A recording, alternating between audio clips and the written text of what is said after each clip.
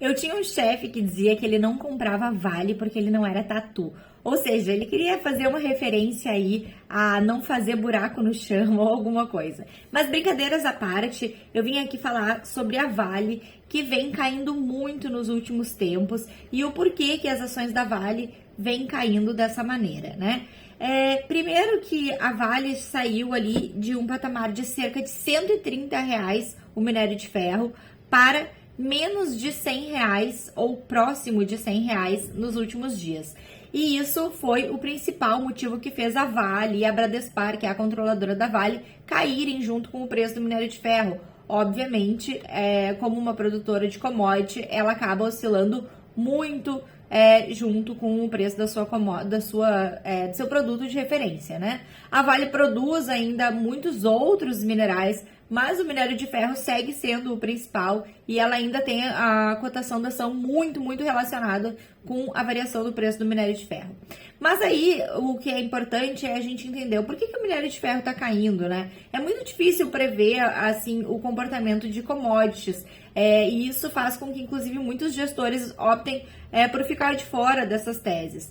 Mas, no caso do minério de ferro, uma das maiores consumidoras do minério é a China. E o que se esperava era que depois do fim da política de Covid-0, a China começasse a consumir muito mais minério. E o consumo de minério tem como principal objetivo, geralmente, obras de construção civil, infraestrutura, ou seja, ele é a matéria-prima do aço, né?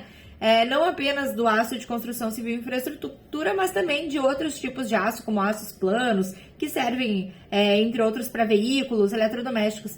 Mas o setor de construção civil e infraestrutura é um dos principais drivers aí do consumo de aço e de minério de ferro, portanto, para a China. E o que a gente está vendo é que, ao contrário da expectativa de uma forte demanda pós-Covid-0, a demanda da China está decepcionando, né? Tá vindo menor do que esperada do aço e, consequentemente, do minério de ferro.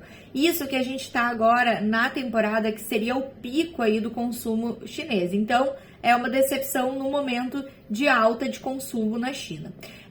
O que acontece também é que a gente tem um medo de recessão nas outras economias. A China consome muito, mas a Europa e Estados Unidos também são grandes consumidores e, no caso deles, com as altas de juros por causa da inflação alta, tem um grande receio de que essas economias entrem em recessão ainda no segundo semestre.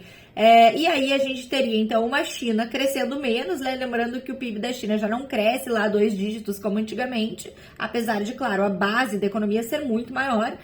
E temos aí um risco nas economias desenvolvidas da Europa, dos Estados Unidos, de recessão. Junte esses dois fatores e a gente tem uma fraqueza no preço da commodity, não apenas do minério, mas também do petróleo e outras commodities agrícolas, inclusive, que vêm com seus preços mais fracos. No caso do petróleo, a OPEP já entrou rapidamente cortando produção para sustentar os preços e parece querer manter o preço ali perto de $80.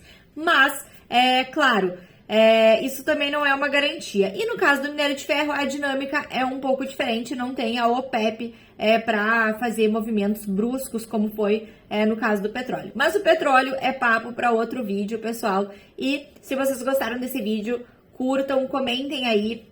E lembrando que no meu site www.investe10.com.br vocês encontram muito mais material, newsletters gratuitas de investimento, e eu espero vocês lá.